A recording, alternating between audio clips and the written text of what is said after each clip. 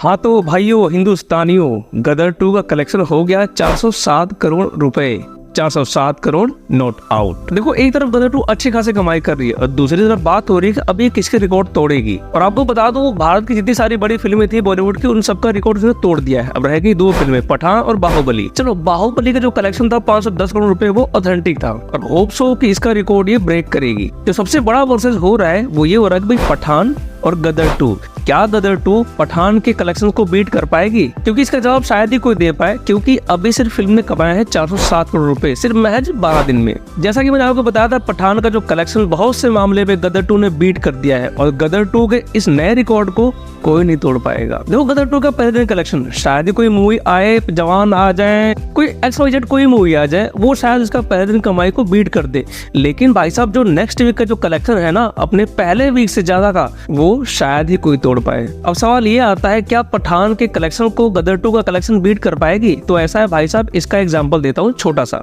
पहला तो रिकॉर्ड यहीं पर तोड़ दिया है कि पठान के 14वें दिन का कलेक्शन जो 8.25 करोड़ रुपए था, वो गदर 2 ने 12 करोड़ रुपए कमा के पहले उस रिकॉर्ड को तोड़ दिया है। अब आता है टोटल कलेक्शन की बात। जैसा कि आपको पता है कि भाई जो पठान का जो स्क्रीन काउंट था वो 6000 स्क्रीन काउंट था ऑल ओवर इंडिया में, और वो सोलो हिट हुई थी। और गदर कितना है? 4000 में बटी हुई स्क्रीन है, जिसमें से जेलर रिलीज हुई थी और उसी में से एक आध स्क्रीन दी गई थी रॉकी रानी की प्रेम कहानी को, और गदर 2 की भी उसी में स्क्रीन मिली थी 4000 में। तो भाई साहब एक बात बताओ, एक खाली मैदान में और उसमें बस एक ही रेस लगाने वाला है, उसकी दाएं बाएं और कोई कंपटीटर नहीं है, तो ऑब्वियस सी बात है ना, रेस वही जीतेगा। लेकिन गदर 2 के साथ क्या हुआ? गदर 2 के साथ ये हो रहा कि इसके साथ कंपटीटर है।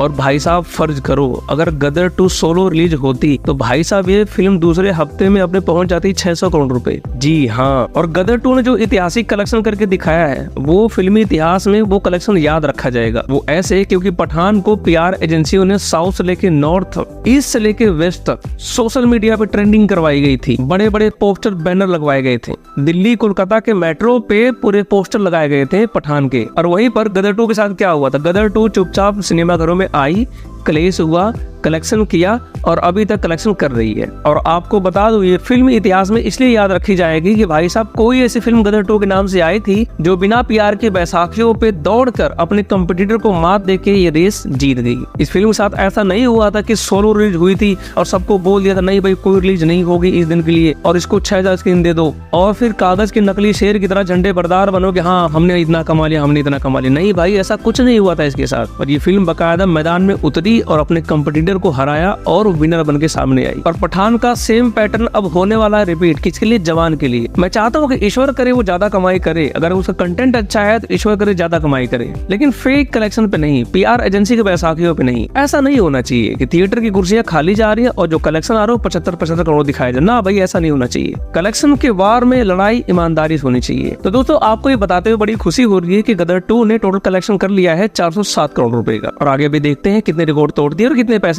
कमाती है। और ऐसे अपडेट के लिए आप बने रहो मेरे साथ। अब तक के लिए नमस्कार, जय हिंद, वंदे मातरम।